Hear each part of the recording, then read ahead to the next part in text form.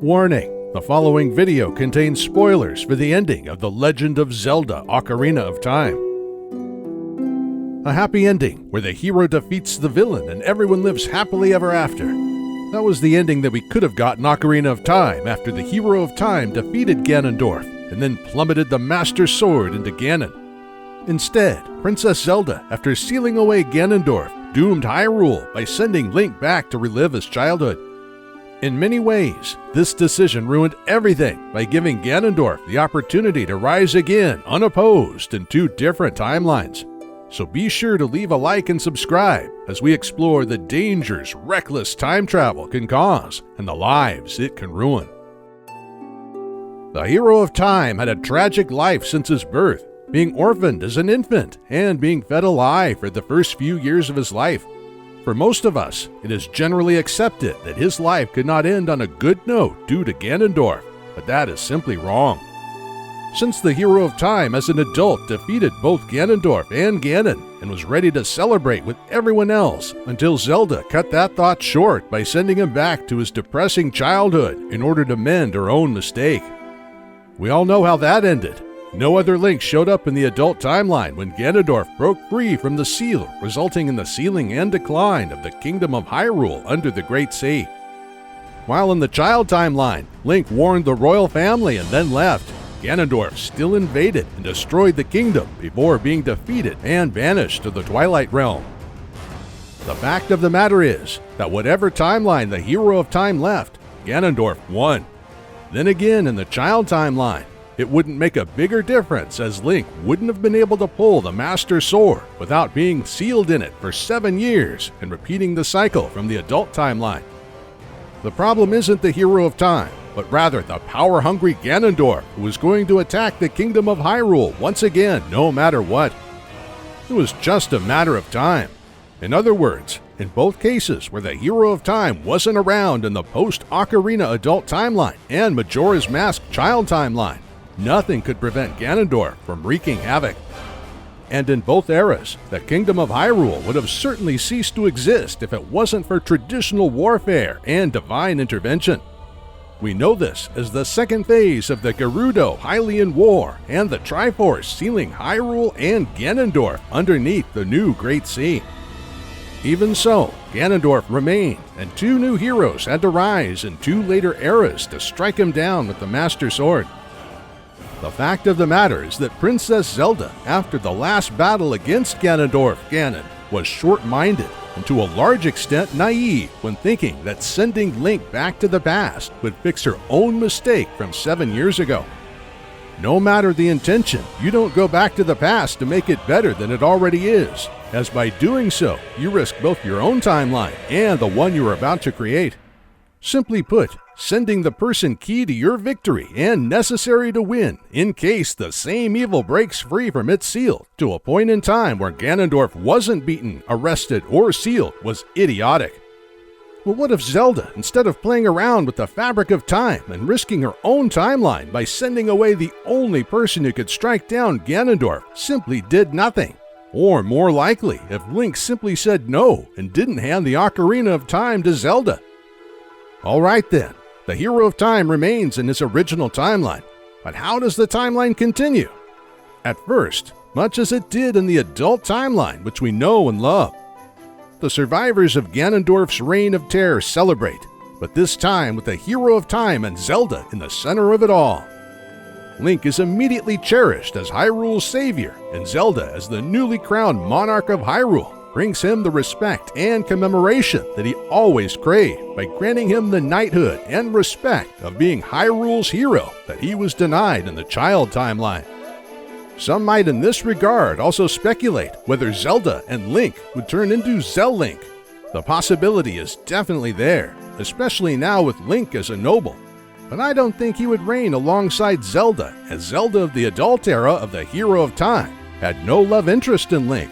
Otherwise, she likely would have not sent him back and accepted the future that they now lived in.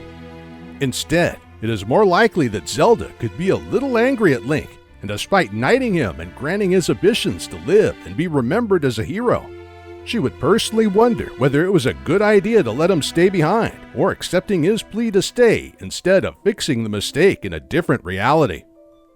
The Hero of Time, on the other hand, as the helpful soul as we know he is, would, much like what was the case with Link from Zelda 1, definitely take part in the rebuilding process. Now, I will not go into detail whether the same castle town would be rebuilt, but instead look at the further consequences related to the Hero of Time's continued life and his living legacy in this post-Ganondorf Hyrule. For one, he could end up with Malon. One reason for this notion is Epona, which could bring Link and Malon closer together and result in Link eventually asking for her hand, and with it Lon Lon Ranch after Talon's passing or retirement. This proposal would be likely accepted by Talon after he had previously reclaimed the ranch from Ingo. The Kingdom of Hyrule would, like in the Adult Timeline, once again flourish, and with the Hero of Time around, there would be no immediate fear that the land would be without a Link if Ganondorf ever broke free from the seal cast on him by Zelda and the sages. Summing it up, Ganondorf is in captivity, the Kingdom of Hyrule is at peace. But that doesn't mean that the Hero of Time would feel safe. Well, at first he would, as he was a child in an adult's body who would need time to mature and continue working on his social skills. Though there was one thing Link had: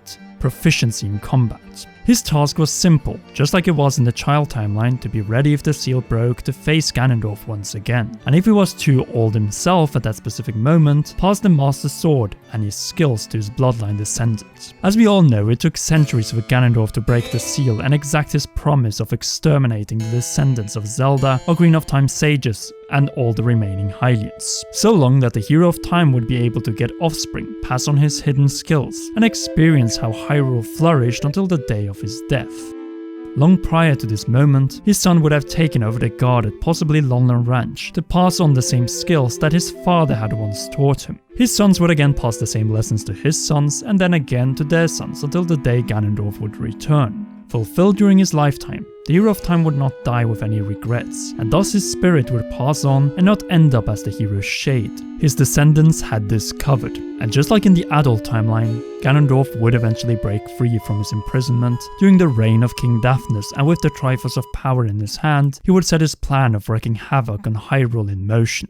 At this moment, things would turn different, as Ganondorf in the form of Ganon would have faced greater resistance from the Hylians, who waited for the Hero of Time's descendants to fulfill the promise of his long-dead ancestor. No doubt, Ganon would have been able to inflict substantial damage on Hyrule, but unlike in the era with no hero in the Adult Timeline, where the Hero of Time and none of his descendants or even spiritual descendants were present, there would be a hero who would rise with the Master Sword in one of his hands. Sooner or later, the two would face one another, and who knows, perhaps the Link of this era would fall and result in the same outcome as we saw in the Adult Timeline, the flooding of the land, despite the Hero of Time's and his descendants' greatest efforts. But at the same time, this hero may, just like the Hero of Time before him, have been successful in clearing the path to, then confronting the Demon King, defeating, and unlike the Hero of Time, but just like the Hero of Winds in the Adult Timeline and the Hero of Twilight in the Child Timeline, plummet the Master Sword to possibly kill the Demon King, King of Evil, and save the Kingdom of Hyrule, finishing the Hero of Time's mission to rid Hyrule of Ganondorf once and for all.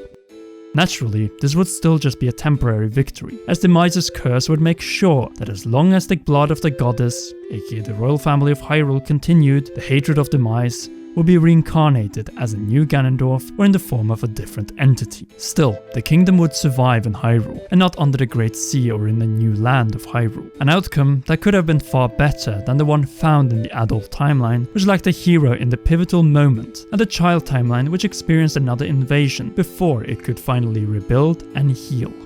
What matters in our context though is that one decision by adult Princess Zelda in the era of the Hero of Time turned victory into eventual defeat, and the need for new battles centuries later to defeat the evil that could have been contained after its first defeat by the hands of the Hero of Time. As such, the lessons from all of this are simple. Firstly, do not send away the hero. No matter the reason, as long as Ganondorf is alive and capable of returning or invading later down the line, Hyrule needs its hero, Link, to stop Ganondorf, and every time the hero left Hyrule or his timeline too soon, the King of Thieves was free to wreak havoc on the land of Hyrule. Secondly, you should never mess with travels to the past to change the course of destiny after winning to create a different future than the one you were in. You know, the present. But by changing the past, the present you left pretty much no longer exists. The future becomes uncertain, and by removing crucial elements from the original timeline, you also make that alternative timeline uncertain. That is exactly why we should consider all timeline branches in The Legend of Zelda as downfall branches, where Ganondorf was able to rise again and again. All because Princess Zelda wanted to fix the mistakes of the past. But by doing so, she created an even bigger threat that stretched all the way to the era of the Wild and Breath of the Wild 2. And there you have it, a complete look on the danger of sending someone out of your own timeline, back to the past in the Zelda universe, and rewriting history to your assumed liking. But also a window into what could have been the happy ending the hero of time never got, and which we all can agree that he deserved more than any other Link until the Hero of the Wild. Anyway, if you enjoyed this Hero of Time Zelda alternative history theory, then be sure to leave a like, and if you haven't already, subscribe and press that shiny notification bell for more videos like this one. Also, consider just like our existing patrons to pledge your support for our productions on patreon.com/commonrealm, now that ad revenue per each view is lower than ever. Until the next video, why not enjoy one of these two awesome videos?